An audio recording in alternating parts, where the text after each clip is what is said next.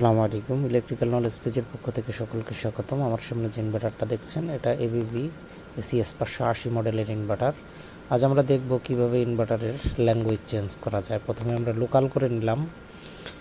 কর্নারে দেখেন বাম কোনায় যে লোকাল লেখা উঠছে, তারপর আপ ডাউন কি সিলেক্ট করে আমরা এই যে নিচে প্যারামিটারে ঢুকবো। প্যারামিটার সিলেক্ট করে ইন্টার চাপ দেব। ইন্টার চাপ দেওয়ার পরে প্রথমে যে লেখাটা আছে এটা তুর্কি ভাষা, মেবি এটা বোঝা যাচ্ছে না। তারপর আবার ইন্টার, তারপরে প্যারামিটার ঢুকবো। 96 নাম্বার প্যারামিটারে যে ইন্টার চাপ দিব। ইন্টার চাপ দিলে 96.101 এখানে দেখেন ওই যে তুর্কি লেখা সিলেক্ট আছে।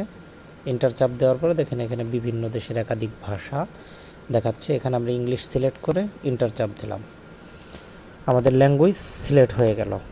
এখন ইনভার্টারের ল্যাঙ্গুয়েজটা আপনার ইংলিশ হয়ে গেল। এই যে নিচে যে লোকাল বাটনটা দেখছেন, লোকাল এবং রিমোট, এই বাটনটা দিয়ে আমরা ইনভার্টারটা